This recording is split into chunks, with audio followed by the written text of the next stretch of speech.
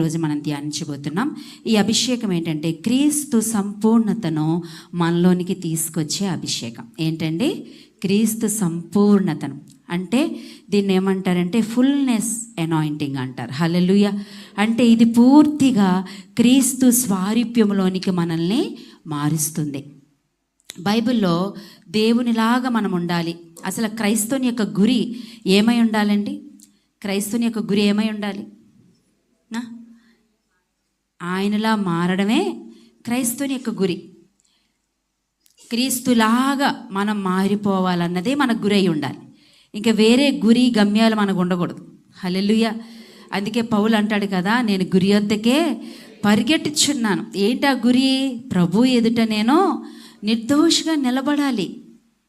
ప్రభు ఎదుట నేను ఎలాంటి ముసుగులేని ముఖముతో నేను నిలబడాలి అని చెప్పి అక్కడ పౌలు గారు ఏం చేస్తున్నారంట, ఆయన ఆ క్రీస్తు సంపూర్ణత ఆయనలోనికి రావాలని ఆయన ఏం చేస్తున్నాడంట, అనేకులకు బోధిస్తున్న నేను ఎక్కడ భ్రష్టుడిని అయిపోతానా అని ఆయన ఏం చేస్తున్నారంట, తరచూ ఉపవాసములతోనూ జాగరణములతోనూ తన శరీరాన్ని నలగొట్టుకుంటున్నారని 1 కొరింథీయులకు రాసిన పత్రికలో మనకు రాయబడి ఉంటుంది. ఒకసారి చూద్దామా? 1 కొరింథీయులకు రాసిన పత్రిక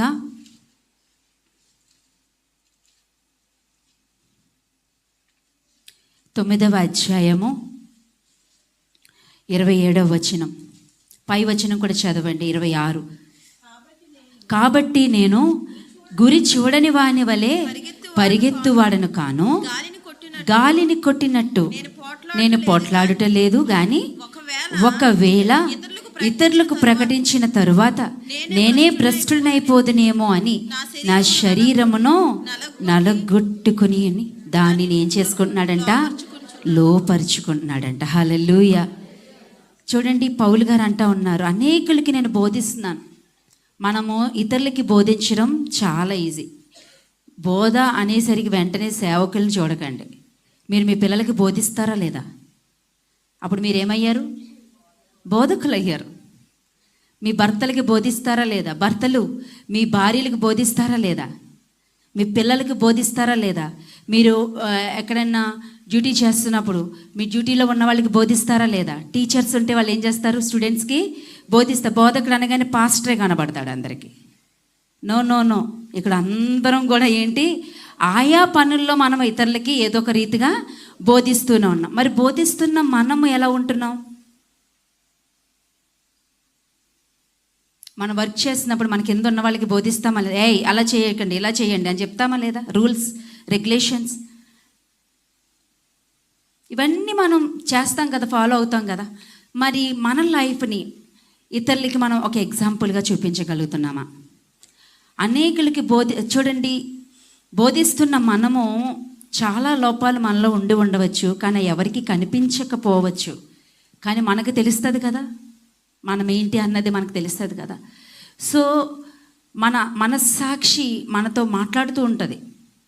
మన అంతరంగం లోపల మనకు ఒక సంభాషణ, లోపల ఒక యుద్ధం, ఒక పోరాటం ఎప్పుడు జరుగుతూనే ఉంటుంది.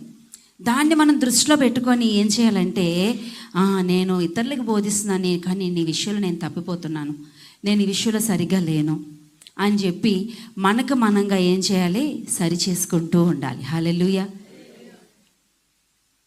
పౌలు గారు క్రీస్తు పరిపూర్ణతలోనికి, క్రీస్తు సంపూర్ణతలోనికి వెళ్ళడానికి తను తాను ఎంతగా నలగొట్టుకున్నారో ఇక్కడ చాలా చక్కగా మాట్లాడుతూ ఉన్నారు. ఎంతగా తరచూ ఉపవాసములు చేస్తున్నారట. ఎంతమంది ఇక్కడ ఉపవాసాలు చేస్తున్నారు? ఉపవాసం చేసిన వాళ్ళకి డిసిప్లిన్ వచ్చేస్తుంది తెలుసా? అంటే ఫుడ్ విషయంలో డిసిప్లిన్ ఉండదు కానీ వాళ్ళకి సెల్ఫ్ కంట్రోల్ ఉంటుంది. వాళ్ళు ఏది పడితే అది చూడగానే వాళ్ళు వెంటనే ఆత్రుత పడిపోరు. ఫర్ ఎగ్జాంపుల్ నేను అంత ఈజీగా దేనికి టెంప్ట్ అవను. నా ముందు మీరు ఏది తిన్నా హ్యాపీగా ఉంటాను. ఏమీ నాకు నోరూరదు, లేకపోతే ఏమీ నన్ను కదిలించలేదు. ఎందుకంటే ఈ బాడీకి ఉపవాసాలు అలవాటైపోయినాయి. ఒక డిసిప్లిన్ వస్తుంది. తర్వాత మనం ఉపవాసం చేసినప్పుడు మన శారీరకంగా వీక్ అవుతాము, కానీ ఆత్మలో ఏమవుతామో స్ట్రాంగ్ అవుతాం. ఆత్మలో ఏమవుతామండి? స్ట్రాంగ్ అయిపోతాం. అందుకే యేసుప్రభు వారు ఒక దయ్యాన్ని వెళ్ళగొట్టే క్రమంలో ఆ తండ్రి వస్తాడు కదా, ఆ మూగ చెవిటి దయ్యం పట్టిన తండ్రి, మీ శిష్యుల దగ్గరికి తీసుకొచ్చాను, మీ శిష్యులు ఏమీ చేయలేకపోయారు, నువ్వు చేయగలిగితే చెయ్యు అంటాడు. చేయగలిగితే కాదు, నువ్వు విశ్వాసం ఉంచితే నేను చేస్తాను అన్నప్పుడు అక్కడ అద్భుతం జరుగుతుంది, స్వస్థత వస్తుంది.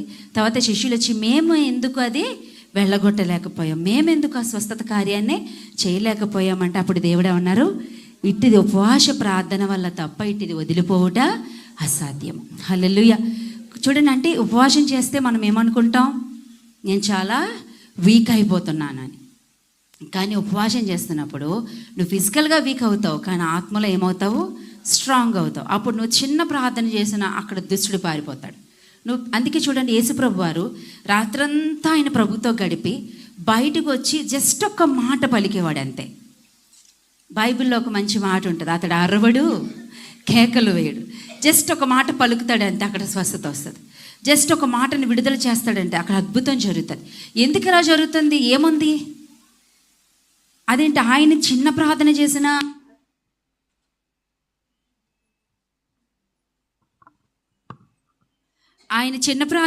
అక్కడ ఏం జరుగుతుంది, మిరాకిల్ జరుగుతుంది.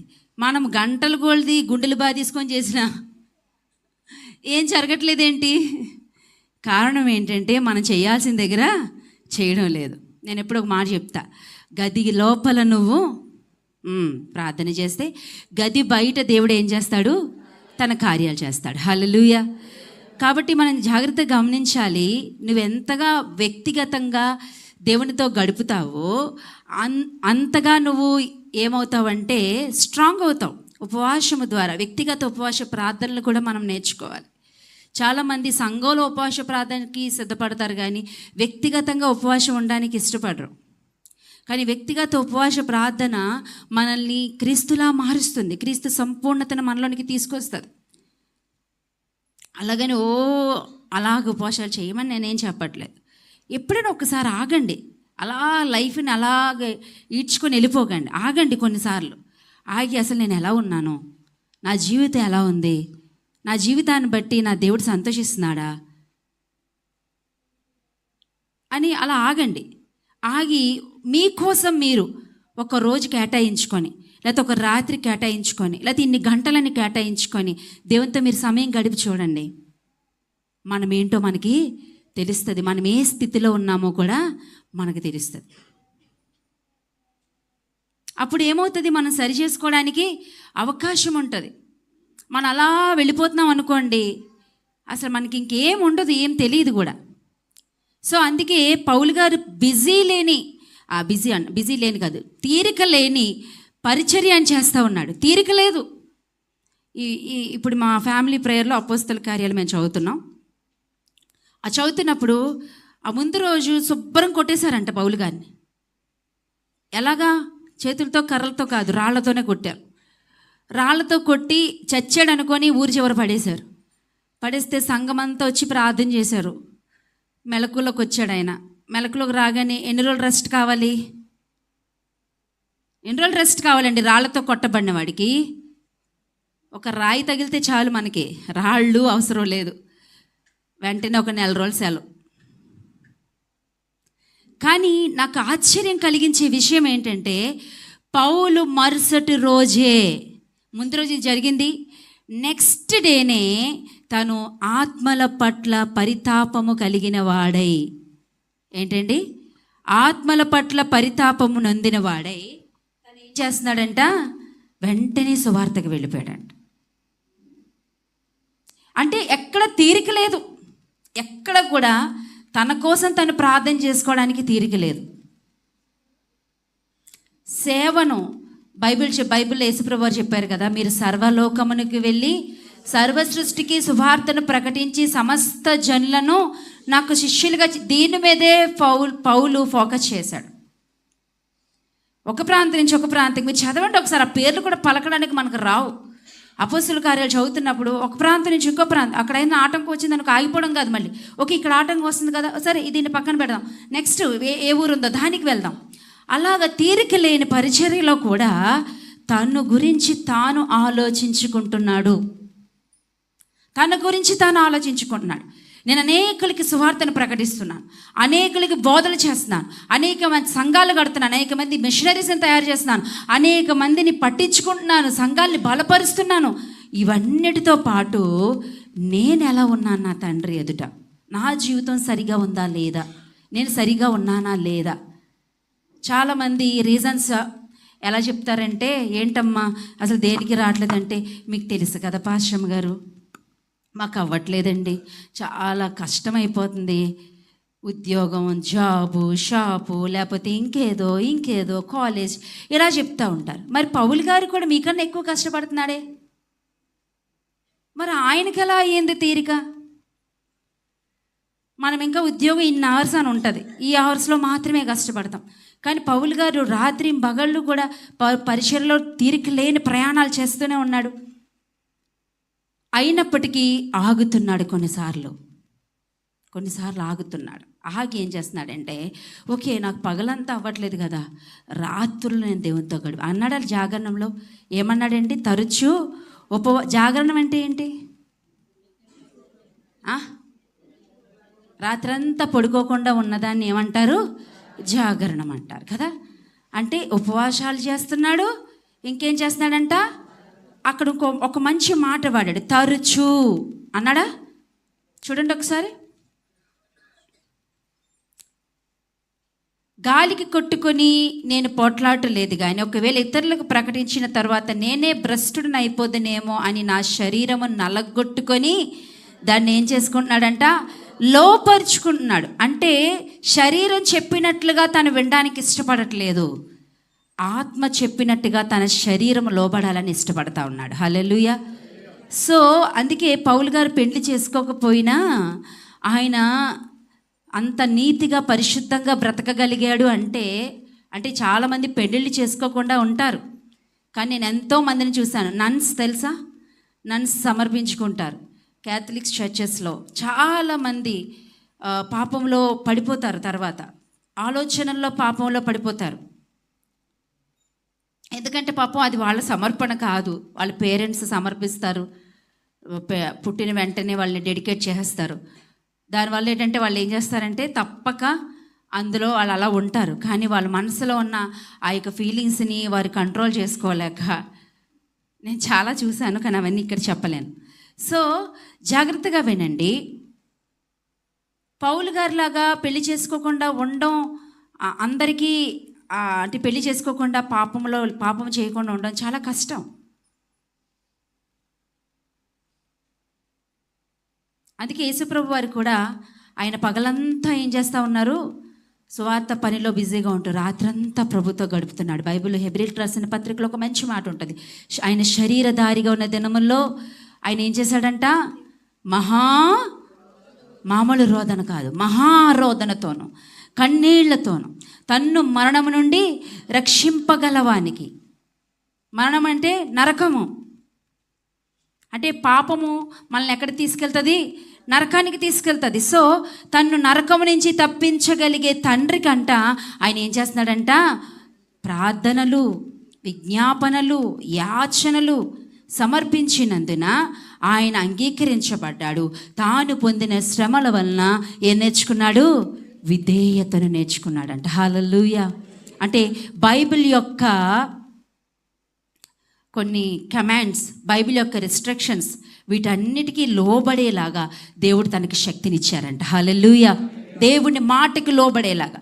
జాగ్రత్తగా వినండి, మనం చాలాసార్లు అలా వెళ్ళిపోతూ ఉన్నాం. అందుకే మనం ఏంటో, మన స్థితి ఏంటో మనకు తెలియట్లే. ఆగాలి, కొన్నిసార్లు ఆగి మనం ఏంటో పరీక్షించుకోవాలి. రీసెంట్గా ఆ చెల్లి ఈరోజు రాలేదు. ఒకసారి నేను లాస్ట్ టైం ఈ మెసేజ్ చెప్తూ అభిషేకం గురించి, అంతరంగ అభిషేకం గురించి మాట్లాడుతున్నప్పుడు నేను చెప్పాను, ఒకరోజు దేవుడు నన్ను ప్రేరేపించారు. 21 days నేను వ్యక్తిగతంగా ఫాస్టింగ్ ప్రేయర్ చేసుకున్నాను. ఆ ప్రేయర్స్లో దేవుడు నాకు కొన్ని ప్రత్యక్షతలు ఇచ్చారు అని చెప్పినప్పుడు ఆ మాట విని ఒక చెల్లి తను ఏం చేసిందంటే, పాశ్రమ గారు, నేను కూడా మీలాగే దేవుని ప్రత్యక్షతను పొందుకోవాలి, కాబట్టి నేను కూడా 21 days ఫాస్టింగ్ చేయాలనుకుంటున్నాను, నా కోసం ప్రార్థన చేయండి అని చెప్పి ఆ చెల్లి అడిగినప్పుడు తప్పకుండానమ్మా, దేవుడు తప్పకుండా నీకు సహాయం చేస్తాడు, ప్రేయర్ చేసుకో అని చెప్పాను. తను 21 days ప్రభుతో గడుపుతూ ఉన్నప్పుడు చాలా దేవునికి దగ్గర అయ్యి తను ఏమంటుందంటే, పాశ్రమ్ గారు చాలా థ్యాంక్స్ అండి అని నాకు చాలా ఒక పెద్ద మెసేజ్ పెట్టి చాలా థ్యాంక్స్ పాశ్రమ్ గారు మీరు చెప్పిన మాటలు బట్టి నేను దేవునితో సమయం గడిపినప్పుడు నేను యేసయ్య పాదాలని చూశాను అన్నది ఆమె. ఏమన్నదండి? నాకు దేవుడు ఒక ప్రత్యక్షతనిచ్చాను, నేను ప్రేయర్ చేసుకుంటున్నప్పుడు యేసయ్య పాదాలు నేను చూడగలిగాను, నాకు ప్రతిసారి ఇలా ప్రార్థనలో ఉండాలని అనిపిస్తుంది. ఇంకొక చెల్లి కూడా అలాగే చేసుకుంది 21 days. తనంటా ఉంది, నేను ప్రార్థన చేసుకుంటున్నప్పుడు దేవుడు నా జీవితాన్ని చూపిస్తూ ఉన్నాడు, నా స్థితిని చూపిస్తూ ఉన్నాడు, ప్రతి విషయాలు నాతో మాట్లాడుతూ ఉన్నాడు, ఏ విషయాల్లో నేను సరిదిద్దుకోవాలి, ఏ విషయాల్లో నేను జాగ్రత్తగా ఉండాలో, ఏ విషయాల్లో నేను సరి చేసుకోవాలో దేవుడు నాతో మాట్లాడుతున్నాడు అక్క అని ఇంకొక చెల్లి అన్నది. చూసారా? అంటే మీకు అర్థమవుతుందా? మనం ఎప్పుడైతే ప్రార్థన ద్వారా దేవునికి సమీపిస్తామో అప్పుడు మన స్థితి ఏంటో మనకి తెలుస్తుంది. అందుకే పౌలు గారు తరచూ జాగరణములు, పగలంతా ఖాళీ లేదు, రాత్రులు ప్రభుతో గడపడం స్టార్ట్ చేశాడు. తర్వాత ఏం చేస్తున్నాడు? తరచూ ఉపవాసాలు చేస్తూ ఉన్నాడు, తన శరీరాన్ని నలగొట్టుకుంటూ ఉన్నాడు. అంటే నలగొట్టుకోవడం అంటే రాయితో వేసి కొట్టేసుకోవడం కాదండి. శరీరాన్ని నలగొట్టుకోవడం అంటే తన శరీరాన్ని తను ఉపవాసములతో ఏం చేసుకుంటున్నాడు? కృంగదీసుకుంటున్నాడు. ఎందుకంటే తనకు తెలుసు ఉపవాసం శరీరాన్ని మాత్రమే కృంగదీస్తుంది, కానీ ఆత్మలో తనకేమిస్తుంది? బలాన్ని ఇస్తుంది, పాపాన్ని జయించే శక్తిని ఇస్తుంది, లోకంలో ఉన్న ఉద్రేకాలు, లోకంలో ఉన్న టెంప్టేషన్స్, లోకంలో ఉన్న ప్రతి విధమైన పాపాన్ని, అవిధేయతలను, అతిక్రమాలను జయించగలిగే శక్తిని, దానితో పాటు క్రీస్తు అభిషేకాన్ని అది ఇస్తుందని పౌలు గారు తెలుసుకొని తను ఏం చేస్తున్నాడంట? నేను భ్రష్టుడినైపోతానేమో అని భయము కలిగి దేవునితో సమయాన్ని గడుపుతూ ఉన్నాడు. హల్లెలూయా! క్రీస్తు సంపూర్ణతను తీసుకొచ్చే అభిషేకం నీలోనికి రావాలి అంటే మనం కూడా ఏం చేయాలి? క్రీస్తుతో సమయాన్ని గడపాలి. హల్లెలూయా! క్రీస్తు సమయాన్ని గడపాలి. ఆగాలి. కొన్నిసార్లు బిజీగా వెళ్ళిపోకూడదు. జీవితం రొటీన్గా వెళ్ళిపోతుందండి అంటారు కదా, అలా వెళ్ళిపోవడానికి వీలేదు. ఆగాలి. కొన్నిసార్లు కొన్ని ప్రత్యేకతలు మనకు ఉండాలి, కొన్ని అనుభవాలు మనకు ఉండాలి. ప్రభువు నమ్ముకున్న బిడ్డలుగా ఒక నామకార్థంగా, వేషధారణగా, ఏదో ఆచారంగా చేసేది కాదండి క్రైస్తవ్యం అనేది. అందుకే ఒక భక్తుడు మంచి పాట రాస్తాడు, క్రైస్తవ జీవితమే పోరాటము, బ్రతకడానికెందుకింత ఆరాటము, శ్రమలే లేకుంటే క్రైస్తవుడే కాదు, చింతలు లేకుంటే పరలోకం రాదు. శ్రమలు, శోధనలు, పరిస్థితులు మనల్ని దేవుళ్ళు ఏం చేస్తాయండి? దగ్గరగా చేరుస్తాయి. లోపల ఒక పోరాటం ఎప్పుడు కూడా క్రైస్తవ జీవితంలో ఒక పోరాటం ఉంటుంది. పాపానికి, లోకానికి, పరిశుద్ధతకి ఒక పోరాటం జరుగుతూ ఉంటుంది. ఈ పోరాటంలో మనం విజయం సాధించాలంటే మనం కూడా కొన్నిసార్లు ఆగాలి.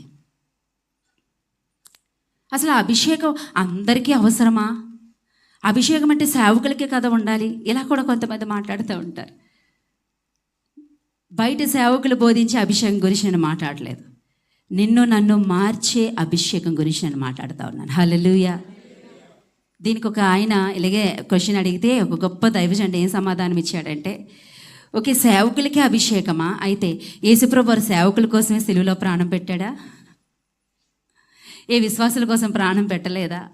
సమస్త మానవాళి కోసం ఆయన ప్రాణం పెట్టలేదా? ఎందుకంటే అభిషేకము ప్రతి ఒక్కరికి కావాలి. ఎందుకంటే అది ఏం చేస్తుంది? కాడిని విరగ్గొడుతుంది. హల్లెలూయా! ఈ దాస్యం అనే కాడి, ఎక్కడ నువ్వు ఏ పాపంలో చిక్కుకుపోతున్నావో, ఏ బలహీనతని నువ్వు జయించలేకపోతున్నావో ఆ కాడిని విరగ్గొట్టేదే అభిషేకం.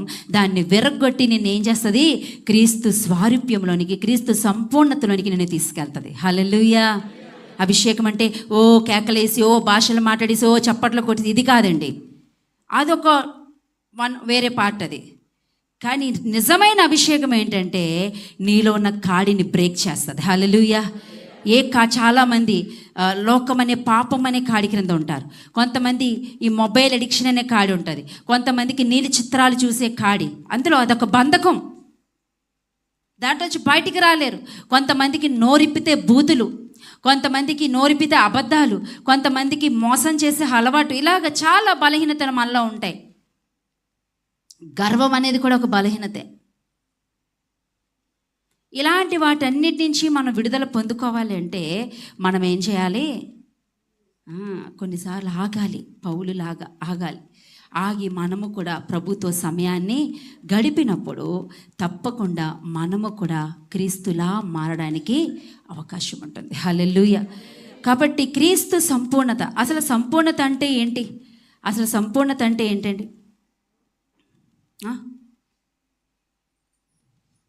సంపూర్ణత అంటే ఏంటి?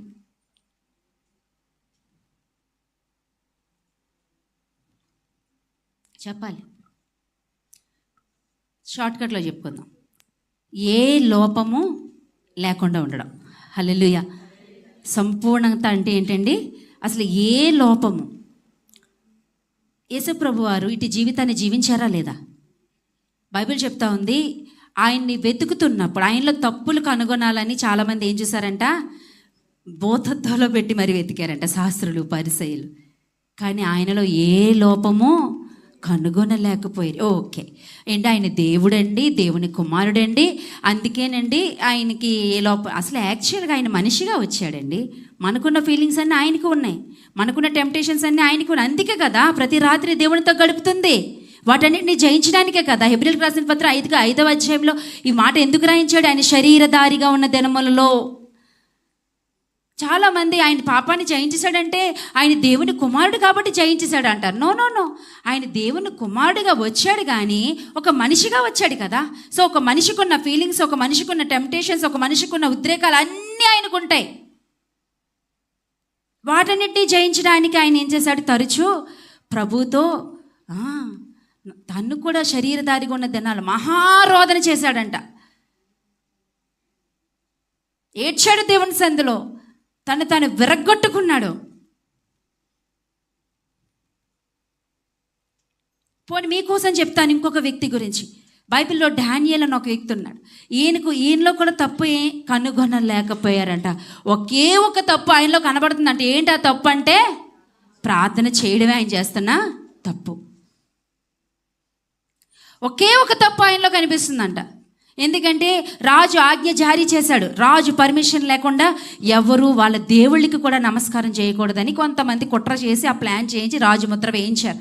వేయించినప్పుడు ఆ రాజు ఆజ్ఞను కూడా పక్కన పెట్టి బైబిల్ చెప్తుంది తన వాడుక చొప్పున, తన అలవాటు చొప్పున ప్రతిరోజు ఆయన ప్రార్థిస్తున్నట్లు కానీ యెరూషలేము తట్టు చేతులు చాచి ఏం చేశాడంట? ముమ్మారు ప్రార్థన. ఆ ఒక్క విషయంలో తప్ప ఇంకే విషయంలో కూడా అతనిలో తప్పుని కనుగొనలేకపోయారు. అందుకే దేవుడు దానియేలుని అంటాడు, దానియేలు నువ్వు బహుప్రియుడు. దేవుని చేత దానియేలు అనిపించుకున్న మాట ఏంటండి? నువ్వు బహుప్రియుడవు. ఎంతమంది ఈ మాట దేవుని చేత అనిపించుకుంటున్నావు?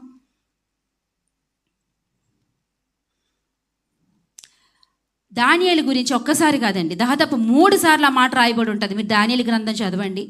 దానియేలు గ్రంథంలో 3 సార్లు ఇతనిలో ఏ లోపమో లేదు, ఇతడు ఏ తప్పు చేయలేదు, అతనిలో ఏ తప్పు కనుగొనలేకపోయారు అని. అంత పరిపూర్ణత కలిగిన, అంత సంపూర్ణత కలిగిన ఆ లైఫ్ను వాళ్ళు ఎలా జీవించగలుగుతున్నారు?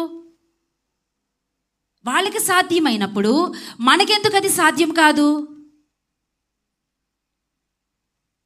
ఎందుకంటే మనము చాలా లేజీ ఫెలోస్ అనమాట.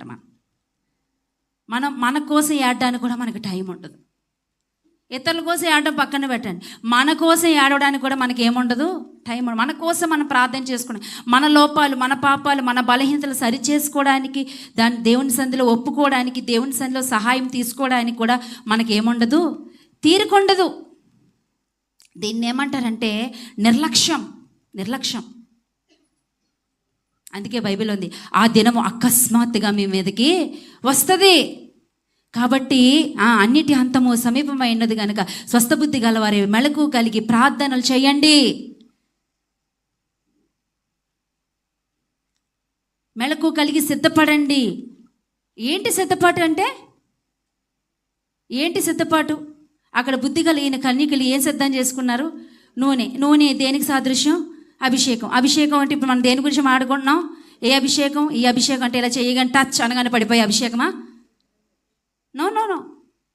లోపల నుంచి మార్పుని తీసుకొచ్చి క్రీస్తు సంపూర్ణతను మనలోనికి తీసుకొచ్చే అభిషేకం. హల్లెలూయా. అంటే నిన్ను చూస్తున్నప్పుడు ఇతరులు ఎవరు కనిపించాలంటే యేసయ్య కనిపించాలి. ప్రార్థన చేస్తాం, ప్రభువా నన్ను చూసిన వాళ్ళు నాలో నిన్ను చూడాలి ప్రభువా. కానీ ప్రార్థన ఇక్కడ అడిగినంతగా ఇంటి దగ్గర వ్యక్తిగతంగా మనం దేవునితో ప్రార్థన చేసుకుంటున్నాం. లోపం లేని జీవితం మనం జీవించగలమా లేదా అండి? తప్పకుండా మనం జీవించగలం. వాళ్ళకి యేసుప్రభు వారికి సాధ్యమైనప్పుడు, డానియేలు భక్తుడికి సాధ్యమైనప్పుడు మనకి సాధ్యం అవుతుందా లేదా? మాట్లాడాలి అందరూ. ఇక్కడే ఉన్నారా? నిద్రపోతున్నారా? నిద్రపోతున్న వాళ్ళందరూ హల్లి చెప్పండి. ఫస్ట్ టైం అనుకుంటా ఇది, నాకు తెలిసి ఇది ఫస్ట్ టైమే. ఇప్పుడు ఒక్కలైనా ఎత్తకుండా లేరు. మీరు చాలా అలర్ట్గా ఉన్నారని నేను ప్రభుని స్తుతిస్తున్నాను. హల్లెలూయా. జాగ్రత్తగా వినండి. క్రీస్తు సంపూర్ణత మనలోనికి తీసుకురావాలని దేవుడు ఆశపడతా ఉన్నాడు. హల్లెలూయా. ఈ అభిషేకం నాకు కావాలి ప్రభువా. నీ సంపూర్ణతను, నీ పరిపూర్ణతను నాలోనికి తీసుకొచ్చే అభిషేకం నాకు ఇవ్వయా. ఇది మనలోనికి రావాలి అంటే మనం ఏం చేయాలో తెలుసా అండి? ఈ లోకానుసారంగా పూర్తిగా చచ్చిపోవాలి, సమాధి అయిపోవాలి. పౌలు అంటాడు కదా, ఇక నువ్వు జీవించువాడను నేను కాదు, నాలో ఎవరు? క్రీస్తే. ఇది చాలా కష్టం, ఇది చాలా కష్టం. మనం ఎంత చావాలనుకున్న లోపల ఉన్నాడు ఏమైపోతూ ఉంటాడు అంటారు కదా. కోపం లోపల ఉన్నాడు బయటకు వచ్చేస్తాడు. కోపం వస్తే ఏమంటారండి? లోపల ఉన్నాడు నా కోపం తెప్పించక, లోపల ఉన్నాడు బయటకు వచ్చేస్తాడు. లోపల నుండి బయటకు వచ్చేస్తే ఏమైపోద్ది? కంపు కంపు అయిపోద్ది. అందుకే లోపల ఉన్నోడిని బయట ఉన్నోడిని ఏం చేయాలి? చంపేయాలి, చావాలి. చస్తే కానీ చూడండి, బైబిల్ ఒక మంచి మాట ఉంటుంది, గోధుమ గింజ భూమిలో పడి అది చస్తే కానీ అది ఏమవ్వదు, ఫలించలేదు. సో క్రైస్తవ జీవితం గోధుమ గింజతో దేవుడు పోల్చాడు. మనం చావాలి అంటే, మనం క్రీస్తులో బ్రతకాలి అంటే, క్రీస్తులా బ్రతకాలి అంటే మనం ఏమవ్వాలి? శారీరకంగా చావాలి. మన ఎమోషన్స్లో కూడా మనం చచ్చిపోవాలి.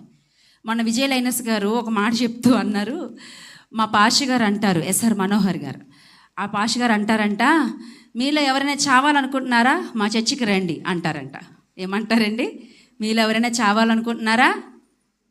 ఈజీగా డెత్ అయిపోతారు, వచ్చేయండి మా చర్చికి అంటే వాళ్ళ చర్చిలో టీచింగ్ అలాగ ఉంటుంది.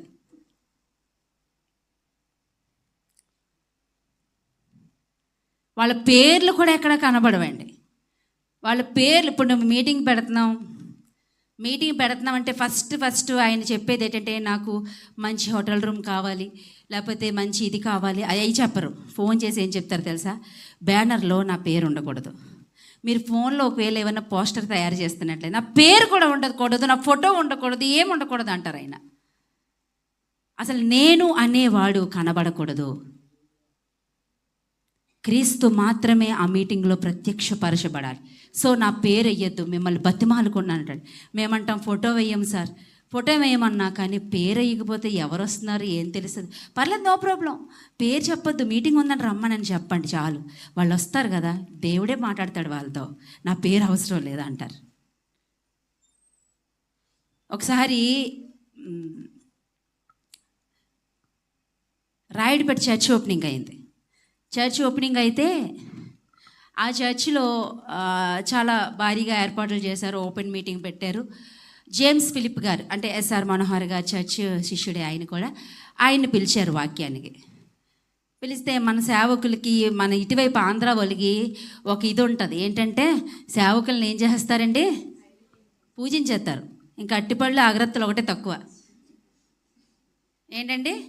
సేవకులను ఏం చేస్తారు? ఈస్ట్ గోదావరి రాజమండ్రి తమ్ముడిని అడిగితే ఇంకా బాగా చెప్తాడు. ఏమ్మా మీ ఈస్ట్ గోదావరి మొన్న తల్లిగారు వచ్చారు, అమ్మ ఎవరు మీరు? ప్రియాంక వాళ్ళ మమ్మీ వాళ్ళ ఇంటికి నేను వెళ్ళాను. ఉన్నారు, ఇక్కడే ఉన్నారు చూడండి, ప్రత్యక్ష సాక్షులు ఉండగానే మాట్లాడుతున్నాను. అమ్మ ఒకసారి చెయ్యెత్తండి, ఇంకొచ్చి పైకి ఎత్తండి. Very good. ఆవిడ ఏమన్నారంటే, నేను వాళ్ళ ఇంటికి వెళ్ళాము, నేను పాష గారు వాళ్ళ ఇంటికి వెళ్తే ఇటుపక్క చెల్లి కూర్చుండిపోయింది, ఇటుపక్క అమ్మ కూర్చుండిపోయారు. వాళ్ళ వయసు ఏంటండి? అసలు నేను అలాగనే ఎంత చిన్నదాన్ని. కాళ్ళ దగ్గర కూర్చుండిపోయారు. అమ్మమ్మ ఇక్కడ కూర్చుంటున్నారు, ఇటు పైన కూర్చుని అంటే, లేదమ్మా మీరు రావడం మాకు ఎంత గొప్ప భాగ్యం అంటే, ఇంకా ఇటువైపు ఏం లేదుగానమ్మా, చూస్తున్నాను కదా వచ్చిందని. కానీ మా సైడ్ అయితే మా పాషమ్మ గారు కానీ మా పాష గారు కానీ ఇంటికి వచ్చారా, మేము అగ్గగ్గలాడిపోతామమ్మా. దేవుడు ఇచ్చినట్టే మరి అన్నారు ఆవిడ. అన్నారా లేదమ్మా? అంటే సేవకులను అంత గొప్పగా పూజిస్తారు మన వైపు, కానీ ఆ పూజలకు సేవకులు అర్హులు కాదు. ఓన్లీ పూజార్హుడు ఎవరండి? యేసయ్య మాత్రమే. హల్లెలూయా. అయితే ఇక్కడ ఆ జేమ్స్ ఫిలిప్ గారు వచ్చారు. మనోళ్ళు ఇంకా పిలిచి సన్మానాలు చేయడం స్టార్ట్ చేశారు. మా దగ్గర మొదలుకొని డానియల్ పాస్టర్ గారు, ఇంకా అక్కడ ఉన్న పాస్టర్లు అందరూ ఈ పాస్టర్గా స్టేజ్ మీదకి పిలిచి ఓ దమ్ దుమ్ దుమ్ ఏటి మ్యూజికల్ పక్క నుంచి ప్లే చేసి షాలువాలు వేసి బొక్కాయలు ఇచ్చి ఓ హడావిడి చేస్తున్నారు. మన వాళ్ళు కూడా చాలా హ్యాపీగా ఫీల్ అయిపోయి ఆ బొకేలు అందుకుంటూ చాలా హుందాగా తీసుకుంటున్నారు మర్యాదల్ని. ఈలోపు జేమ్స్ ఫిలిప్ గారిని కూడా పిలిచారు. పిలిచి బొకే ఇంకెక్కడే ఉంది చేతిలోనే. పాస్టర్ గారు ఇప్పుడు ముందుకు వస్తారు, ఆయనకి మనం సన్మానం చేస్తాం అని అనేసరికి ఆయన సూట్ వేసుకొని ఉన్నారండి చక్కగా. అంటే వాళ్ళందరూ చాలా వెల్ ఎడ్యుకేటెడ్, చాలా మంచి జాబ్స్లో సెటిల్ అయిన వాళ్ళు. ఆయన ఏం చేశారంటే వెంటనే ఆ సూట్తో ఉన్నారు, షూ ఉన్నాయి, అలాగ స్టేజ్ మీదే నేల మీదే ఎలా ఉందని కూడా చూడకుండా సాష్టాంగపడిపోయారండి. సాష్టాంగపడిపోయి చాలాసేపు అలా ఉండిపోయారు. అందరూ అలా చూస్తున్నారు, ఏటీనా? లేచి అంటారు, సమస్త మహిమ ఘనత ప్రభావములు పొందుకోవడానికి నా దేవుడు మాత్రమే అర్హుడు. హల్లెలూయా. దయచేసి ఒక్క బొక్కే కాదు కదా, ఏది నాకొద్దు, థ్యాంక్ యూ సో మచ్, నన్ను ఎలా వదిలేయండి అని చెప్పి వెళ్ళిపోయారు పక్కకి. చూసారా ఎక్కడుంది? మనం ఎక్కడున్నాం?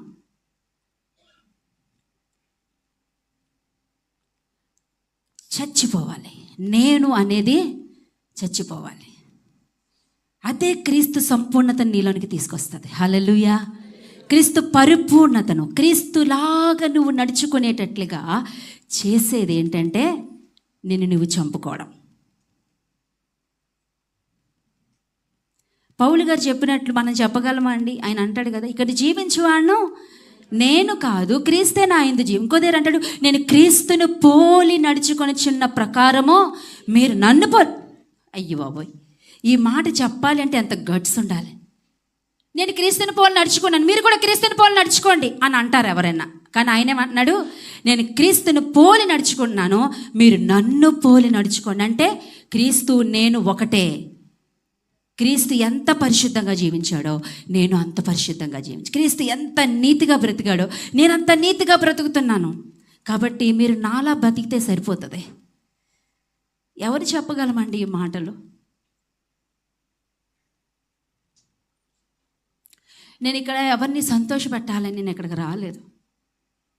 ఈ యొక్క మెసేజ్ దేవుడు నాకు ఇస్తున్నప్పుడు నేను ఏడ్చాను. కొంతమంది దైవ సేవకుల ద్వారా నేను నేర్చుకున్నాను. ఇది నా అంతటి నాకు రాలేదు. ఇది దేవుడు కొన్ని విషయాలు నాకు నేర్పించారు. కొంతమంది దైవ సేవకుల ద్వారా నేను నేర్చుకున్నప్పుడు అవి నేను ప్రార్థనా గదిలో వాటిని ధ్యానిస్తూ ఉన్నప్పుడు కొన్నిసార్లు అది పక్కన పెట్టి ఏడ్చిన రోజులు ఉన్నాయి. ప్రభువా, మేము ఎక్కడున్నాం? ఎప్పుడు నాయనా, ఎప్పుడు మేము చేస్తాం? ఇంకా మేము బ్రతికేస్తూ ఉన్నాం. ఎవరైనా చిన్న మాట అనగానే వెంటనే రెస్పాండ్ అయిపోతామే.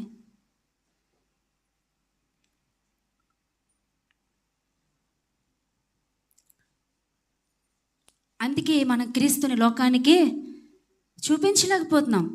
బైబిల్లో ఖచ్చితంగా చెప్పారని, మీ వలనే అన్యజనుల మధ్య నా నామము దూషించబడుతుంది. అన్యుల్లాగా కొట్లాడుకుంటాం, అన్యుల్లాగా గొడవలు ఆడుకుంటాం, అన్యుల్లాగా బూతులు మాట్లాడతాం, అన్యుల్లాగా అబద్ధాలు ఆడతాం, అన్యుల్లాగా అన్య ఆచారాలు పాటిస్తాం, అన్యుల్లాగా అన్నీ ఉంది. ఏంటి స్పెషల్ మనలో క్రీస్తుని కనపరచడానికి?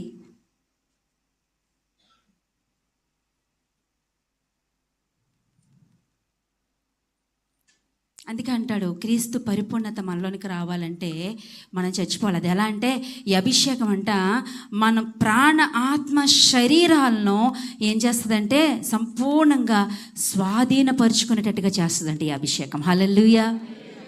ఈ అభిషేకం ఏం చేస్తుందంట, మన ప్రాణాత్మ దేహములు కోపం వస్తున్నప్పుడు అంటాం కదా, ఒళ్ళు మండిపోతుంది. ఒళ్ళు మండిపోతుందండి. దేనికి మండిపోతుంది? కోపం వస్తుంది, చిరాకు వస్తుంది. అలాంటప్పుడు కూడా మనం మౌనంగా ఉండాలి. ఆ ఎదుటి వ్యక్తి పట్ల మన వైఖరిలో ఏ మాత్రమో మార్పు అనేది కనబడకూడదు. ఇది కేవలం చచ్చినోడే చేయగలడు. ఎందుకంటే చచ్చినోడికి ఏముండదు? స్పర్శ ఉండదు, చలనం ఉండదు. నువ్వు సూత్తో పడాల్సిన అవసరం లేదు. మనకి సూత్తో పడితే నొప్పి వచ్చేది బతికుంటే కదా. అయితే చచ్చినోడికి గొడవలు పెట్టి పొడిచినా, గుణపం పెట్టి పొడిచినా, పెద్ద రాజుగారి దావీదు వాడిని ఒక పెద్ద కటకం తీసుకొచ్చి పొడి చేసినా వాడికి ఏమైనా స్పర్శ ఉంటుందండి? అది నువ్వు బ్రతికుంటే.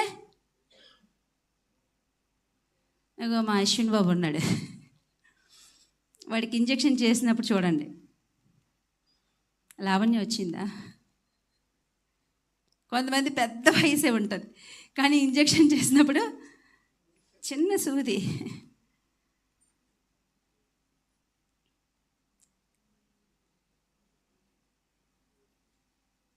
కానీ మా మాథ్యూ బాబు చాలా స్ట్రాంగ్. ఏడాడు ఉన్నాడా మాథ్యూ బాబు? వీడియో తీశారండి వాడికి, అది క్యాన్లో పెడుతున్నప్పుడు నవ్వుతున్నాడు వాడు.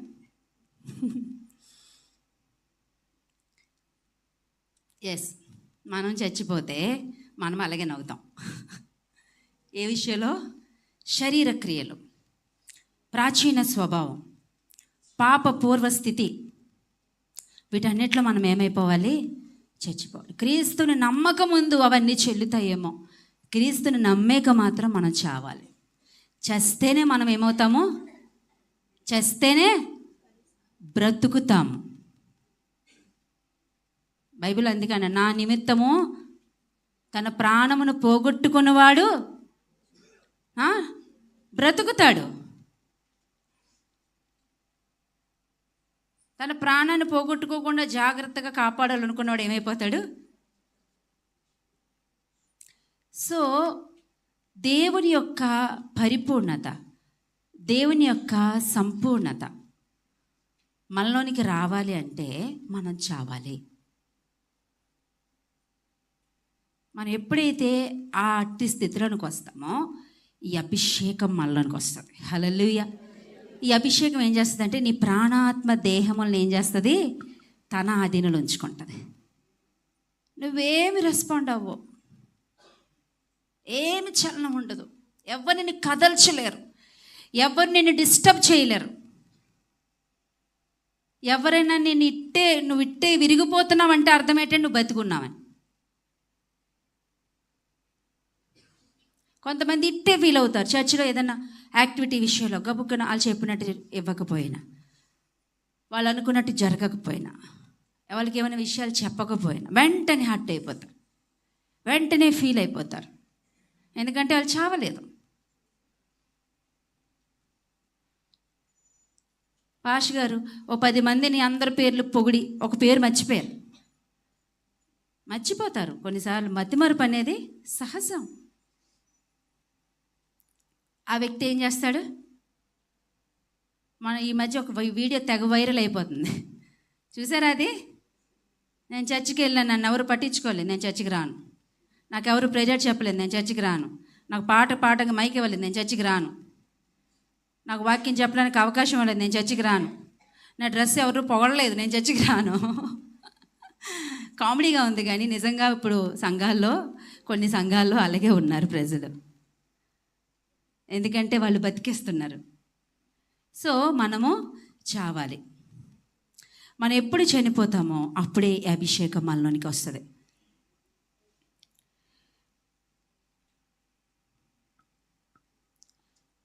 మదర్ తెరీసా, నాకు ఈమె గురించి చెప్తున్నప్పుడు నాకు చాలా నచ్చుతుంది. ఈమె అక్కడున్న పేద ప్రజల కోసం అమౌంట్ కలెక్ట్ చేస్తుంది. అసలు ఆమెది ఈ దేశమే కాదు, ఈ ఊరు కాదు, ఈ దేశమే కాదు, ఎక్కడి నుంచో ఆమె వచ్చింది. ఎక్కడున్న కుష్ఠ రోగుల పట్ల ఆమెకి దేవుడు భారం పెట్టాడు. మురికి వాడల్లో ఉన్న పేద పిల్లలు, కుష్ఠు వ్యాధిగ్రస్తులు భారం పెట్టాడు. ఏం చేస్తుంది? ఏమే అసహించుకోవట్లేదు. ఎందుకంటే ఏసే అసహించుకోలేదు కదా. బైబిల్ ఉంది, ఆయన అంటరాని వారిని ముట్టరాని వారిని కూడా ముట్టాడంట. హల్లెలూయా. ఒక కుష్ఠు వ్యాధిగ్రస్తుడు వచ్చి అంటాడు, నన్ను ముట్టుట నీకు ఇష్టమేనా? నాకు ఇష్టమే. అదే మనమైతే ముట్టుకోవడానికి ఇష్టపడతామండి అలాంటి వాళ్ళని. నాకు ఇష్టమే, నిన్ను ముట్టుకోవడం నాకు ఇష్టం, నిన్ను బాగు చేయడం నాకు ఇష్టం. అదే యేసయ్య హృదయం. ఆ హృదయంతో ఆమె సేవ చేస్తూ ఉంది. సేవ చేస్తూ ఉంటే డబ్బులు ఎక్కడి నుంచి వస్తాయి? ఫండ్స్ లేవు. వాళ్ళకి ట్రీట్మెంట్ చేయాలి, వాళ్ళకి ఆహారం పెట్టాలి, వారి గాయాలు కడగాలి, వారికి మందులు రాయాలి, బ్యాండేజీలు కావాలి, కాటన్ కావాలి, ఇవన్నీ కావాలి. ఎక్కడి నుంచి వస్తాయి? ఆయింట్మెంట్స్ కావాలి. వీటి కోసం ఆమె ఆ యొక్క కలకత్తా మురికివాడలు, నాకు తెలుసు, నేను వెళ్ళాను, చాలా భయంకరంగా ఉంటారు అక్కడ. ఎంత అసలు మదర్ తెరిసా ఇల్లు చూశాను నేను, ఎంత సింపుల్గా ఉంటుందంటే బిల్డింగ్. అదే మనము అందులో ఒక పావు వంతు కాదు, ఒక 5% చేస్తే మన ఇంటి ముందు పెద్ద బోర్డు ఉంటుంది. ఆమె ఇల్లు ఒక సందులో ఉందండి, ఒక సందులో ఉంది. సందు బయట చిన్న స్తంభం, మన ఈ కరెంటు పోలు స్తంభాలు ఉంటాయి కదా, అలాంటి స్తంభం ఉంది. ఆ స్తంభం మీద ఒక చిన్న బోర్డు ఉంది, చిన్న బోర్డు చూడండి, అడ్వకేట్ అని చిన్న బోర్డు ఉంటుంది కదా, అలా ఒక చిన్న బోర్డు ఉండి మదర్ తెరిసా హౌస్. నేను ఎంతో మనసులో ఊహించుకుంటాం కదండి వెళ్ళకముందు. అలా ప్రిపేర్ అయ్యి వెళ్ళాను. తీరా అక్కడికి వెళ్తే ఒక నార్మల్ మన ఇల్లులా కూడా లేదు, ఒకటే గది. ఆ గదిలో ఒక పక్కన ఒక బెడ్, ఒక చిన్న పెట్టి, అందులో 2-3 చీరలు, వైట్ శారీస్. అదే ఆమె జీవితం. ఆ పైన రూమ్స్ ఉన్నాయి, అక్కడ ఆమె వీళ్ళందరికీ, రోగులకి ఇవన్నీ సేవలు అందిస్తాం. అయితే ఆమె స్టార్టింగ్ డేస్లో ఫండ్స్ లేవు, చాలామంది దగ్గరికి వెళ్ళి బెగ్గింగ్ చేస్తుంది. మేము ఎలాగ చాలామంది కుష్ఠ వ్యాధిగ్రస్తులకి, చాలామంది పేదవాళ్ళకి మేము ఇలా సేవలు అందిస్తున్నాం, సో మాకు మీరు కొంచెం సహాయం చేయండి అని అడుగుతూ ఉంటే, ఇలా చెయ్యి ఇలా పెట్టి అడిగిందంట. అడిగితే కలకత్తా వాళ్ళు తింటారు, ఏం తింటారండి? గుట్కా, పాన్ పరాక్, కైని, ఇవి తింటారు. వాళ్ళు నిత్యం ఉంటుంది వాళ్ళ నోట్లో. క్యాండ్రగించి ఆ కైని నవిలిన ఆ ఉమ్ముని ఆమె చేతిలో థూ అని ఊసి తీసుకో అన్నాడంట. మీరు ఆ ప్లేస్లో ఉంటే ఏం చేస్తారు? ఇదిగో ఇస్తే ఇవ్వు, లేకపోతే మానే. మనకు అర్థమయ్యే భాష చెప్తున్నా. ఓవర్ చేయక, నా సంగతి నీకు తెలియదు అంటావా లేదా? ఏమనపోయినా ఈ చిన్న మాట అయినా అంట. కొంతమంది అయితే ఈ చేతిలో వేసారు కదా, ఇంకో చేతి పట్. కానీ ఆమె ఏం చేసిందో తెలుసండి, ఈ క్యాండ్రగించి ఉమ్మూసిన ఉమ్ముని, ఇది నాకు మరి వాళ్ళకో, ఇదే నేను అనేది చచ్చిపోవడం అంటే. నీలో ప్రైడ్, నీలో ఉన్న గర్వం, నీలో ఉన్న అహంకారం, నీలో ఉన్న నేను, నాకు రెస్పెక్ట్, సెల్ఫ్ రెస్పెక్ట్. ఈ మధ్య ఏంటండి, సెల్ఫ్ రెస్పెక్ట్ ఉండాలంట. ఏంటంటే సెల్ఫ్ రెస్పెక్ట్. నాకు రెస్పెక్ట్ ఉండాలి ఇంట్లో. ఏసైకే లేదు రెస్పెక్ట్, నీకెవడిస్తాడు రెస్పెక్ట్? అందుకే అన్నా, నేను అనేది చచ్చిపోవాలి. అంత నీతిగా పరిశుద్ధంగా బ్రతికిన యేసయ్యను లోకం ఏం మాట్లాడుతుందండి? నోటికొచ్చినట్టుగా. నిన్న మన చర్చిలో ఒక సహోదరు నాకు ఫోన్ చేసి, పేరు చెప్పను కానీ, ఆమె ఒక రహస్య క్రైస్తవురాలు, ప్రార్థన చేసుకుంటూ దొరికిపోతే వెంటనే వాళ్ళ ఆయన గారు, నువ్వు చాలా వ్యభిచారం చేస్తున్నావు, వెళ్ళు, నీకు నచ్చినోడితో తిరుగు, మీ దేవుడు అదే కదా చెప్తున్నాడు. మన దేవుడు ఏం చెప్తున్నాడటండి? వ్యభిచారం చేయమని చెప్తున్నాడు. లోతు భార్యలు, లోతు పిల్లలు ఇలా చేశారు కదా, మీ దేవుడు ద్రాక్షారసం తాగమని చెప్పాడు కదా. అసలు చాలామందికి బైబిల్ వాక్యాలు తెలియవండి. ద్రాక్ష రసం వాళ్ళు ఎందుకు తాగుతారంటే అక్కడున్న వాళ్ళ టెంపరేచర్స్, వాడి యొక్క వెదర్ టెంపరేచర్స్ చాలా కూల్గా ఉంటాయి కాబట్టి వాళ్ళు ద్రాక్షారసం తీసుకోవాలి. ఇప్పటికీ కూడా అక్కడ వాళ్ళు తీసుకోవాలి. తీసుకోకపోతే ఆ చలి వాళ్ళు తట్టుకోలేరు. అయితే దాన్ని ఒక హెల్తీ ప్రాసెస్లో చేస్తారు. అది ద్రాక్షారసం తీసుకోమని ఉంది కదా మీ బైబిల్లో. నువ్వు కూడా తీసుకొని వెళ్ళు, నీకు నచ్చిన వాళ్ళతో పాపం చేయి. చాలా భయంకరమైన వర్డ్స్, నేను చెప్పలేను, లైవ్ ఉంది కాబట్టి. ఆమె ఒక్క మాట కూడా మాట్లాడలేదు. ఆమె చెప్తే నాకు కోపం వచ్చేస్తుంది ఇక్కడ. ఆమె అన్నారు, నేను ఒకటే నిర్ణయించుకున్నాను సిస్టర్, నేను ఇంకొక మాట కూడా మాట్లాడకూడదు. అది నేను షార్ట్కట్లో చెప్పాను. ఆ మాటలు చెప్తే మీకు కూడా కోపం వస్తుంది. నేను మాట్లాడకూడదని నేను డిసైడ్ అయ్యాను. అన్ని మాటలు పడుతూ సెల్ఫ్ రెస్పెక్ట్ ఏమైపోయింది?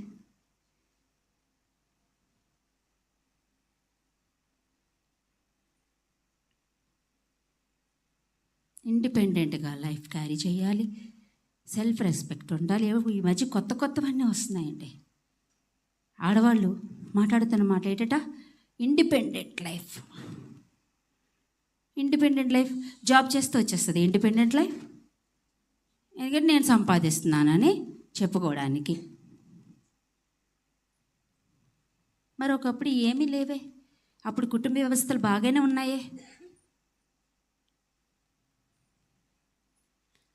వీటన్నిటిలో మనం చావాలి. యేసుక్రీస్తు వారు తన సెల్ఫ్ రెస్పెక్ట్ని వదులుకున్నాడా లేదా అండి? సిలువలో ఎంత అసహ్యమైన పరిస్థితి తను ఫేస్ చేస్తున్నా తన కోసం తను ఆలోచించుకోలేదు. అక్కడ కూడా ఎవరి కోసం ఆలోచిస్తున్నాడండి? ఆ కొడుతున్న వాళ్ళ కోసం ప్రార్థన చేస్తున్నాడు, శిష్యుల కోసం ప్రార్థన చేస్తున్నాడు, వాళ్ళ అమ్మ కోసం, అమ్మ ఆమెను ఎవరు చూసుకుంటారో అది ఆలోచిస్తున్నాడు.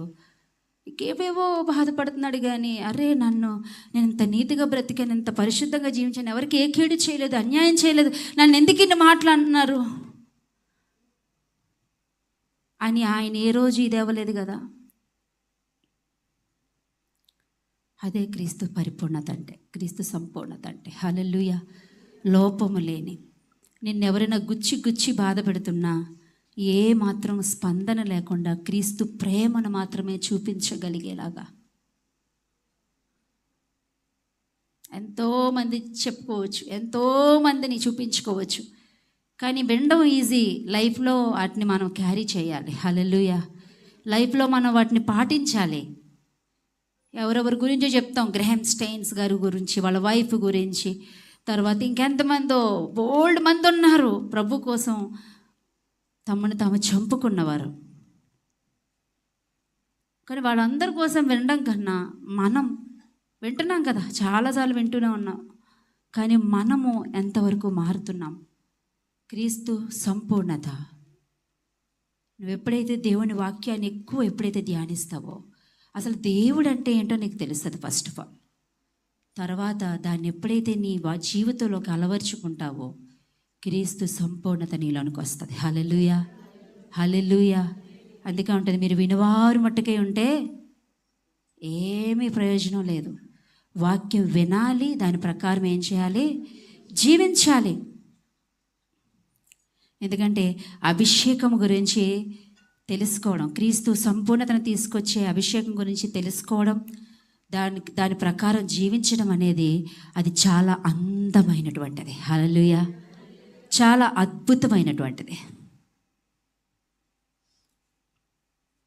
ఈరోజు నుంచి స్టార్ట్ చేయండి. ప్రభువా, నేను అనేది నేను చచ్చిపోవాలి, నేను అనేది నేను చనిపోవాలి ప్రభువా.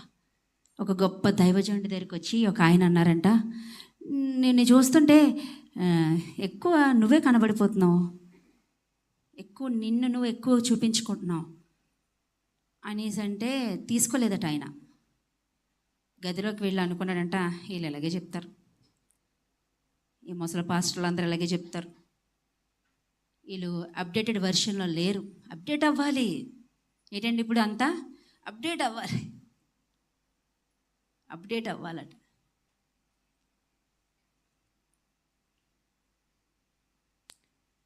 తప్పు చేసే మనం మాట పడలేకపోతే తప్పు చెయ్యకుండా మనం మాట పడతామా?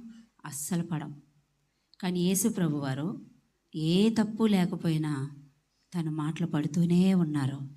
ఒక్కరి వైపు నుంచి కాదు. పౌలు గారి సాక్ష్యము, యేసు ప్రభువారి సాక్ష్యం ఒకలాగా ఉంటుంది. సొంత సహోదరులు, సంఘము, సొసైటీ, బయట నుంచి అన్ని వైపులా పరిస్థితులను ఎదుర్కొన్నారు. కానీ అందరికీ వారి క్రీస్తునే చూపించగలిగారు. హల్లెలూయా. కాబట్టి మనము కూడా ఈ యొక్క క్రీస్తు సంపూర్ణతను తీసుకొచ్చే అభిషేకం కొరకు ప్రభువుని అడుగుదాం. ప్రభువా, నేను ఈ అభిషేకం పొందుకోవడానికి నేను ఏం చేయాలి? నేను ఏ విషయాల్లో చావవలసి ఉంది?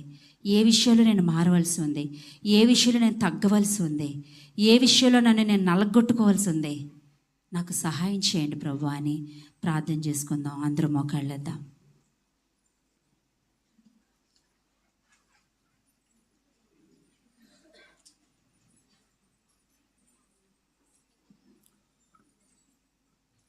అందరూ మోకరిద్దాం. ఎవరికి వారంగా వ్యక్తిగతంగా చిన్న ప్రార్థన చేసుకుందాం. వ్యక్తిగతంగా ఎవరి వైపు చూడొద్దు, ఏం చేయొద్దు. నీవు ఎలా ఉన్నావు? క్రీస్తులాగా నువ్వు ఉన్నావా? క్రీస్తులాగా నువ్వు జీవించగలుగుతున్నావా? నీ గురి క్రీస్తై ఉన్నాడా? క్రీస్తు సంపూర్ణత నీలో కనిపిస్తుందా? క్రీస్తు పరిపూర్ణత నీలో కనిపిస్తుందా? ఇంకా చాలా విషయాల్లో చావలేదేమో.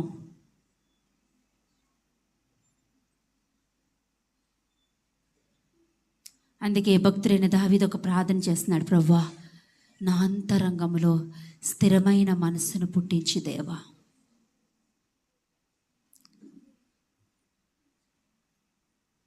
నన్ను మార్చేయా, నన్ను నీలా మార్చేయా. నీ హృదయం నాకు ఇవ్వయా, నీ మనసు నాకు ఇవ్వయా, నీలాగా జీవించే జీవితం నాకు ఇవ్వయా. నీ సంపూర్ణత నాకు కావాలి, నీ పరిపూర్ణత నాకు కావాలి. పౌలు అందుకే ఇదే ప్రార్థన చేస్తాడు. సంఘము క్రీస్తు సంపూర్ణతలకు రావాలి, సంఘము క్రీస్తు పరిపూర్ణతలకు రావాలి, సంఘము క్రీస్తు ప్రేమను తెలుసుకోవాలి. ఎందుకంటే అవి నువ్వు తెలుసుకున్నప్పుడు నీ జీవితం యొక్క ఉద్దేశం ఏంటో నీకు తెలుస్తుంది. నీ పట్ల దేవుడు కలిగి ఉన్న ఏర్పాటు ఏంటో నీకు తెలుస్తుంది. అసలు నువ్వు ఎలా బ్రతకాలో నీకు తెలుస్తుంది. అప్పుడు నువ్వెవరికి సువార్త కూడా ప్రకటించాల్సిన అవసరం లేదు. నీ జీవితమే ఒక సువార్తలాగా ఉంటుంది. నిన్ను చూసిన వారే అనేకులు మారుతారు. ప్రభువా, నాకు అట్టి జీవితాన్ని బాబా అని ప్రార్థన చేసుకుందాం. ప్రభువా, నన్ను మార్చయ్యా, నన్ను మార్చయ్యా. అయ్యా, పౌలులాగా నేను కూడా నా శరీరాన్ని నలగొట్టుకోవడం నాకు నేర్పించయ్యా. కొన్నిసార్లు ఈ బిజీ లైఫ్లో వెళ్ళిపోతున్నాను. నేను బాగానే ఉన్నానని అనుకుంటున్నాను. కానీ ఇదిగో ప్రకటన గ్రంథంలో ఉంది కదా, నువ్వు బాగానే ఉన్నాను అనుకుంటున్నావు, కానీ నువ్వు గ్రుడ్డివాడవు. నీ దిగంబరత్వం నీకు కనబట్లేదు. మన దిగంబరత్వం మనకి ఎప్పుడు కనిపిస్తుందో తెలుసా? ఆయనకి నువ్వు సమీపించినప్పుడు ఆయన ముఖ కాంతిలో నీ ప్రతి బలహీనత తేటతెల్లగా కనబడిపోతుంది. కాబట్టి అడుగు, దేవుణ్ణి అడుగు. ప్రభువా, నీ ముఖ కాంతిలో నా రహస్య పాపాలు నాకు తెలియాలి, నా బలహీనతలు నాకు తెలియాలి. అయ్యా, నేను కాదయ్యా, నాలో నీవు జీవించాలయ్యా. నేను అన్నది చచ్చిపోవాలయ్యా. నేను అనేది ఇంకా బ్రతికొనడానికి వీల్లేదయ్యా. అయ్యా, నేను క్రీస్తుతో పాటు సిలువ వేయబడాలయ్యా. ఇక నువ్వు జీవించేవాడిని నేను కాకూడదు ప్రభువా. నా యందు నీవే నాయనా, నా యందు నీవే నాయనా. హెలెన్ ఇవాన్స్ ఎంతోమంది భక్తుల గురించి చెప్పుకోవచ్చు. వాళ్ళు ఏం చేయలేదు ప్రభు కోసం. వాళ్ళు ఎక్కడ ఉంటే అక్కడ ప్రభు కోసం వెలిగారు. కొవ్వొత్తిలాగా వారి జీవితాల్ని ప్రభు కోసం కరిగించేశారు. అనేకుల్ని వెలిగించేశారు. కరిగిపోయినంత వరకు వారి జీవితాలను ఎగ్జాంపుల్గా చూపిస్తూ, కరిగిపోయి పూర్తిగా ఆరిపోయినంత వరకు వెలిగిస్తూనే ఉన్నారు. ప్రభువా, నాకట్టి జీవితాన్ని బాబా. ఎవరైనా ఒక్కరు ప్రార్థన చేస్తారా? దేవుడు మీతో మాట్లాడినట్లయితే ఒక చిన్న ప్రార్థన.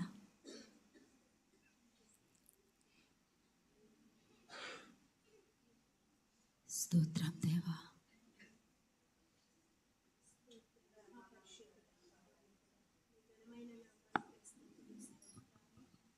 దేవా మా తండ్రి మీకు వందనాలు చెల్లించుకుంటున్నాను ప్రభా.